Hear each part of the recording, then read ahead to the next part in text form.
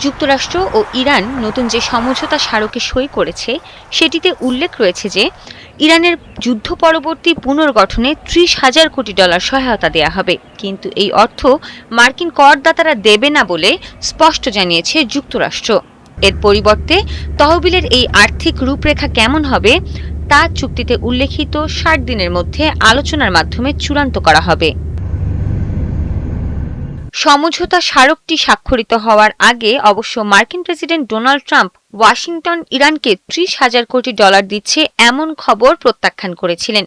এই ধরনের দাবিকে তিনি ভুয়া খবর হিসেবেও বর্ণনা করেন।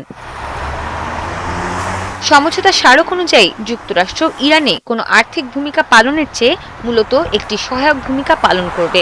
পুনর্গঠন কর্মসূচিটি এগিয়ে নিতে আঞ্চলিক অংশীদারদের সঙ্গে কাজ করা এবং এই পরিকল্পনার সঙ্গে যুক্ত আন্তর্জাতিক আর্থিক লেনদেনের জন্য প্রয়োজনীয় লাইসেন্স, নিষেধাজ্ঞা থেকে ছাড় ও নিয়ন্ত্রক সংস্থার অনুমতি দেওয়ার বিষয়ে প্রতিশ্রুতি দিয়েছে ওয়াশিংটন।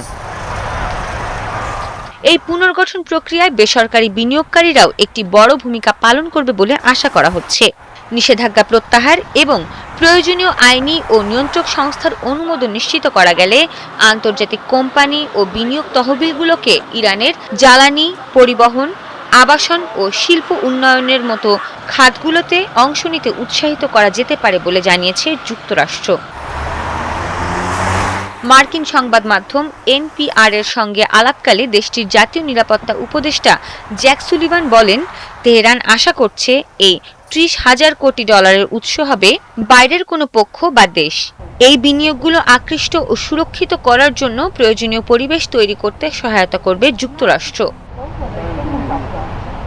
তবে এই পুরো অর্থায়ন প্যাকেজের সুনির্দিষ্ট কাঠামো কেমন হবে তা এখনো স্পষ্ট নয়। জানা গেছে আগামী সপ্তাহগুলোতে আলোচকরা মূলত এটি নির্ধারণ করার চেষ্টা করবেন যে বাস্তবসম্মতভাবে ঠিক কতটা পুঁজি সংগ্রহ করা সম্ভব, কোন কোন দেশ বা সংস্থা এতে অবদান রাখতে পারে এবং এই অর্থ প্রবাহের ক্ষেত্রে কী ধরনের সুরক্ষামূলক ব্যবস্থা কার্যকর থাকবে।